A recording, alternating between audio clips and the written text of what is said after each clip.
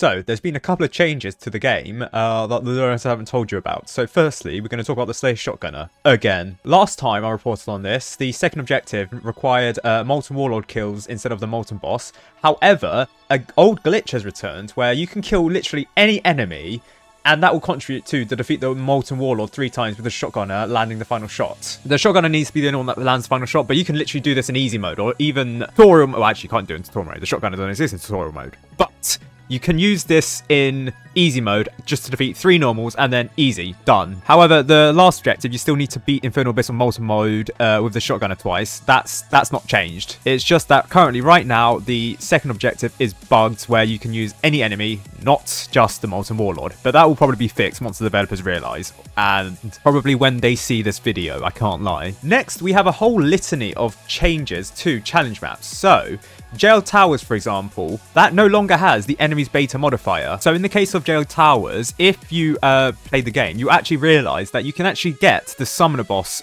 from this game mode, or this map, whatever you want to call it. So when I say that the Summoner Boss is like one of the rarest logbooks you can get, it's technically not true, but it still is the rarest logbook. I mean, to be fair, this video is being made just as the Frost Spawner / Siege Engine has just been discovered, a method of how to kill. So the Siege Engine is now the rarest logbook, and I'll make a video about how many logbooks there are in the future, but you can just add 1 to that because you can now kill the Siege Engine and get its logbook. Just for clarity's sake, with the Siege Engine, it has about 50,000 health, but due to the fact that sometimes you may accidentally apply bloated to it, it may have 100,000 health to kill it. However, in sandbox mode, it has 0 health.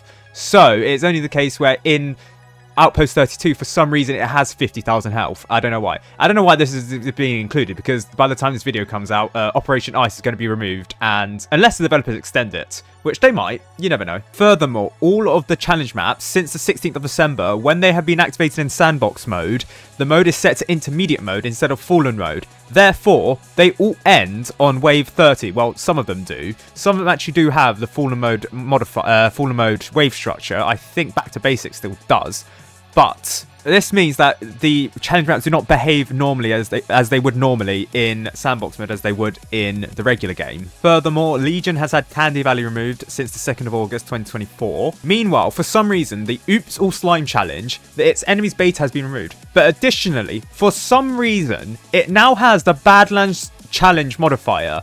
And I don't know why that's the case. Now, with the changes being made to Badlands being moved to the challenge map systems, the Badlands modifier actually doesn't do much, except it now plays the intros on wave 1, wave 10, wave 30, and wave 40. But for some reason, all the intro tracks, there's about 3 intro tracks, I think, they're all played at once for some reason, which is really odd. Additionally, some changes made to the flying modifier, the flying attribute from the 2nd of August, so a while back, is that flying enemies are now completely immune to unit collision damage. So, therefore, originally, the Gift Bomber could collide with, say, the Balloon Kid. However, that's no longer the case. Menton did test this, as you can see here, and the Gift Bomber just flew straight past the Balloon Kid. Therefore, units can no longer collide with flying enemies. This means that the Barricade can no longer deal damage to flying enemies, because for some weird reason, the Barricade, it's counted as a unit, and it could for some reason collide with flying enemies, but this is no longer the case. They can't damage them anymore because they count as unit collision damage. Therefore, you cannot damage the flying enemies through the Barricade. Furthermore, this was the update which gave the flying enemies complete immunity from the Pyromancer and the Cryomancer. This is indirectly through its hitboxes, or if you give the towers direct flying enemy detection through the Firework Technician. So you're unable to actually damage these enemies with these towers anymore, even if they're directly targeting it. This was in addition to the knockback immunity that flying enemies got at the time. We just never realized that all enemies now got several other immunities. So the flying now has like a list of like 6-ish immunities that it has now. This also applies to enemies with the flying attribute in sandbox mode, even if they stay on the ground. So units cannot collide with them. So that's interesting because like the units will just phase through them, which is really interesting. Furthermore, in other interesting news, the Gatling gun, that has dead zone range in its statistics. However, Menton tested it. If the gasoline gun's dead zone range is extended up to its actual range, for example, the level 6 gasoline gun, if the dead zone range is extended up to 50, the gasoline gun can still attack even in passive mode. Therefore, it's just assumed that dead zone range is just broken right now. So, when the game has a dead zone statistic, it actually doesn't mean anything for the gasoline gun. So, I mean, it's not really useful. I mean, technically it's a glitch, yeah, but I guess we benefit from it. I mean, even then, it's just 1.5 dead zone range. It's just very, very close to the gasoline gun. So, even if it was working, it's pretty useless. Additionally, we talked about Badlands 2 again. So, restarting in Badlands 2 6th and 16th of December removes all modifiers. I think that means that you can get the mysteries in Badlands 2 if you were to restart, but due to restarting not being able to give you logbooks, this is not a way to get mystery logbooks. Additionally, when Badlands 2 is activated in sandbox mode, the mode is set to intermediate again. So that's the same as the challenge maps. I think that's the same for Pizza Party and, what was it, the other one? Polluted Wastelands 2. Yeah, that's the case here.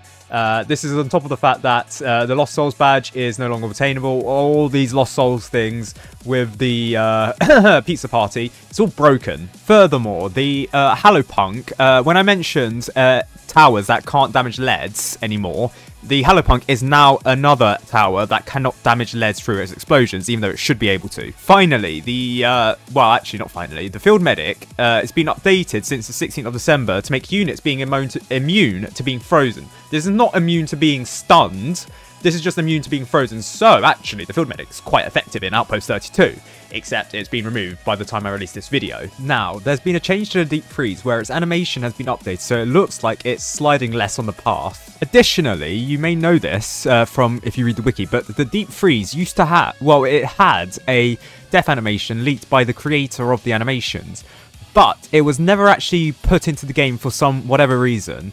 I don't know what that reason is, because some other enemies before this do have a death animation, like the Frost Hunter.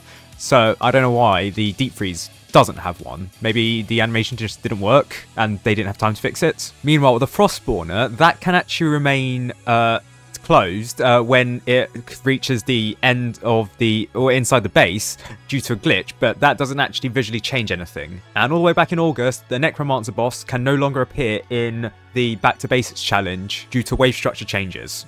Meanwhile, the packed ice no longer creates mystery death particles when it dies. Finally, there's one more additional bug made in this update where, for some reason, the Frost Legion's Grenadiers, their hitboxes, well, they're no longer hidden, so you can actually see their hitboxes here. So you can see the light blue brick that shows their hitbox for some reason. The update logs suggest that this should have been fixed, but this is not the case actually.